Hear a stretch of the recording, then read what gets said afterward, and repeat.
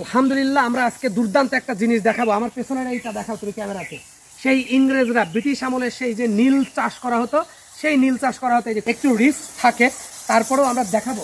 এই লোকেশনটা একটু দেখাও, একদম পুরা লক্ষ লক্ষ চামবাদুর, দেখো লক্ষ লক্ষ চামবাদুর, ঠিক আছে। সেই শিল্প মানে এরা যে কত সুন্দরভাবে এই যে এক একটা ইট মাটি 150 থেকে 200 বছর। আলহামদুলিল্লাহ আমরা আজকে দুর্দান্ত একটা জিনিস দেখাবো। আমার পেছনের এইটা দেখাও তুমি ক্যামেরাতে। সেই ইংরেজরা ব্রিটিশ আমলে সেই যে নীল চাষ করা হতো, সেই নীল চাষ করা হতো এই যে কুষ্টিয়া জেলার কুমারখালী উপজেলার খোকসা উপজেলার মধ্যে এটা পড়ে। এটা হচ্ছে ইউনিয়ন পড়বে হচ্ছে উসমানপুর ইউনিয়নের হিজলাবাদ। এটা আমাদের পাশের ইউনিয়ন, আমার পাশের ইউনিয়ন, আমার যদুবাড়ি ইউনিয়ন। এই যে বিল্ডিংটা একটু দেখাও, আসো। এই যে মানে একটা ভুতুরে বিল্ডিং, ভয়ঙ্কর মনে হচ্ছে, আজ থেকে প্রায় 150 বছর আগের বিল্ডিং, ঠিক আছে। যেখানে তোমার ইংরেজরা আসতো, হ্যাঁ, ব্রিটিশ আমলের এই বিল্ডিংটা দোতলা। এখন এখানে সাপ, পোকা, মশা, মাছি এবং লক্ষ লক্ষ চামবাদুর বাস করে। হ্যাঁ, এটা দুর্দান্ত একটা ঐতিহাসিক বিল্ডিং। এখানে নীল চাষ করা হতো, যেটাকে নীলকুঠি নামে পরিচিত। আমার সাথে আসো, এখন আমরা এই জিনিসটা দেখাবো। আমরা এখন দেখাবো এই যে পুরা লোকেশনটা, যেটা হচ্ছে ব্রিটিশ আমলের মানুষ আমাদের এই কুমারখালী খোকসাতে নীল চাষ করার জন্য তারা এখানে আসতো। দেখাও একদম এইখান থেকে, খুব কাছ থেকে দেখাবা কি ভয়ঙ্কর। মানে এই যে প্রবেশ করব, এখানে মনে হয় ছাপ পোকা আছে, কেউ সহজে প্রবেশ করতে চায় না। আজকে আমরা দেখাবো, একটু রিস্ক থাকে, তারপরেও আমরা দেখাবো। এই লোকেশনটা একটু দেখাও, একদম পুরা লক্ষ লক্ষ চামবাদুর। আসো আমার সাথে, আসো। আসো, এখানে প্রবেশ করাটা খুবই রিস্কি। আমরা এখানে লোকমুখে শুনেছি প্রচুর সাপ পোকা এখানে থাকে, প্রচুর সাপ পোকা। আল্লাহর অশেষ রহমতে আমরা এখানে এসেছি শুধু আপনাদেরকে দেখাবো। আমার কুষ্টিয়া জেলার খোকসা উপজেলার মধ্যে ইংরেজদের একটি ঐতিহাসিক, যেটা আমাদের ইতিহাসের ধারক বাহক, নীলকুঠি। নীল চাষ করা হতো এখানে, ইংরেজরা এসে থাকতো, এটা নীলকুঠি নামে পরিচিত। আসো আসো আসো, ক্যামেরা নিয়ে আসো, ক্যামেরা নিয়ে আসো, এবং খুব সাবধান, আশেপাশে তাকাতে হবে যেন কোনো সাপ টাপ আসতে না পারে। এবং তুমি একটু উপরের চামবাদুরগুলো দেখাও, উপরের চামবাদুরটা যত ক্লিয়ার, আসো না একটু ভিতরে আসো। দেখো লক্ষ লক্ষ চামবাদুর, ঠিক আছে। এবং এইখানের এই যে রডগুলা দেখাও, এই যে লোহাগুলা, এই লোহাগুলা কি পরিমাণ, এই 150 বছরের বেশি, 150 বছর থেকে 200 বছর আগের এই যে স্থাপনা, এই স্থাপনাটা এখন একেবারে ভেঙে চুরমার। কিন্তু এর যে কাঠামোটা, এই কাঠামোর শিল্পটা অসাধারণ। এখন আমরা যারা বিল্ডিং তৈরি করি 50-60 বছর পরেই পরিত্যক্ত হয়ে যায়।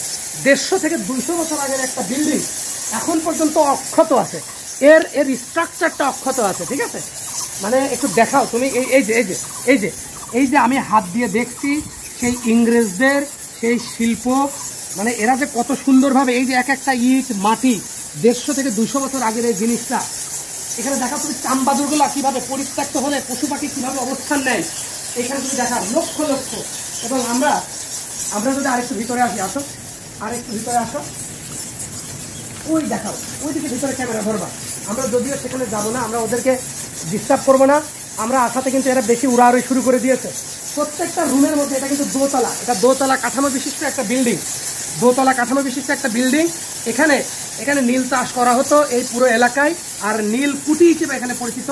মানে ব্রিটিশ আমলের উচ্চ পদস্থ কর্মকর্তারা এখানে আসতো, এখানে অবস্থান করতো, এখানে 2 দিন 5 দিন 7 দিন থাকতো, থেকে আমাদের কৃষকদেরকে, যাদেরকে জোরপূর্বক নীল চাষ করিয়ে নিত, ঠিক আছে, এখান থেকে তারা সেই খাজনাটা কালেকশন করতো। এবং দেখাও কি একটা অবস্থা, একটা ভয়ঙ্কর, কত বড় একটা ভয়ঙ্কর একটা জিনিস, মানে একটা ভয়াবহ। প্রত্যেকটা রুমে তুমি দেখাও, প্রত্যেকটা রুমে এরকম হাজার হাজার লক্ষ লক্ষ তোমার চামবাদুরের অবস্থান, ঠিক আছে। আমরা যদি এদিকে আসে, আর আসো, না আসলে হয় না, একটু আসো। যদিও রিস্কি, আমরা খুব বেশি এদিক থেকে ঢুকবো না। আমরা শুধু এই যে নির্মাণ যে ব্যাপারটা, এটা একটু দেখাবো।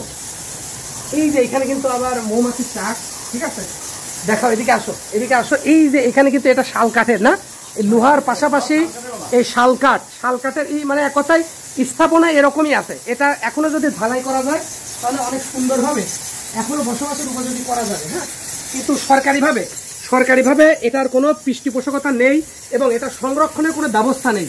এত বড় একটা ইতিহাস, ঐতিহ্যের জিনিস, আমাদের কুষ্টিয়া জেলার, আমাদের বাংলাদেশের একটা সম্পদ। ইতিহাসকে যদি আমরা ধারণ করি, লালন করি, তাহলে আমাদের প্রজন্মের জন্য, আমাদের পরবর্তী প্রজন্মের জন্য এটা কিন্তু সংস্কার করা প্রয়োজন। একটুখানি সরকারের সদিচ্ছা থাকলেই এই জিনিসটা খুব সুন্দর একটা হবে। মানে আমি বলি, এটা হচ্ছে আমরা কি বলি, ওই যে যেখানে মানুষ ঘুরতে আসে, মানে আমরা বিভিন্ন স্থাপনায় যে যাই, কিন্তু এই জায়গাটা ইচ্ছা করলে সরকার সেইভাবে পর্যটন কেন্দ্র হিসাবে, তাই না, পর্যটন একটা জায়গা হিসেবে সরকার চাইলেই কিন্তু এটাকে সংরক্ষণ করতে পারে সুন্দরভাবে। এবং আমার আজকের এই ভিডিও থেকে কুষ্টিয়া জেলার একজন মানুষ হিসেবে, একজন কন্টেন্ট ক্রিয়েটর হিসেবে এই যে নীলকুঠিটাকে সংরক্ষণের দাবি জানাই, অনুরোধ জানাই, এবং এটাকে একটা পর্যটন স্থান হিসেবে গড়ে তোলা হোক। সারা দেশ বিদেশ থেকে হাজার হাজার লক্ষ লক্ষ মানুষ এখানে আসবে, আমরা এটাই চাই। ঠিক আছে, আচ্ছা আমরা আবার এদিক দিয়ে ফেরত চলে যাবো। আসো, এটা দোতলা বিশিষ্ট একটি কাঠামো, একটা বিল্ডিং। মানে ইচ্ছা করলে সরকারের একটুখানি সদিচ্ছা হলে এটাকে মানে মানুষ এখানে আসতে পারবে, ঘুরতে পারবে, দেখতে পারবে, এই ইতিহাস ঐতিহ্য, ঠিক আছে, এগুলা কিন্তু জানতে পারবে। ওকে, চলো আমরা আজকের মতো এখান থেকে বিদায় নিচ্ছি। এবং আমাদের এই নীলকুঠি, আমাদের ইতিহাস, আমাদের ঐতিহ্য, আমার এই ভিডিওটি যদি আপনাদের ভালো লাগে, লাইক কমেন্ট করে পাশে থাকবেন। এবং এই কুমারখালী, মানে আমি কুমারখালী উপজেলার মানুষ, কুষ্টিয়া জেলার একজন মানুষ হিসেবে এই খোকসা উপজেলায়, এটা হচ্ছে ইউনিয়নের নামটা কি জানো, আমাদের উসমানপুর ইউনিয়নের মধ্যে, এবং এই গ্রামের নাম হিজলাবাদ। ঠিক আছে, এটা হচ্ছে আমার পাশের উপজেলা হিজলাবাদ গ্রাম এবং উসমানপুর ইউনিয়নের অবস্থিত। অতএব এখানে সবাইকে আসার অনুরোধ জানাচ্ছি, আপনারা আসবেন, আমাদের ইতিহাস ঐতিহ্য সম্পর্কে জানবেন। আল্লাহ হাফেজ, আসসালামু আলাইকুম।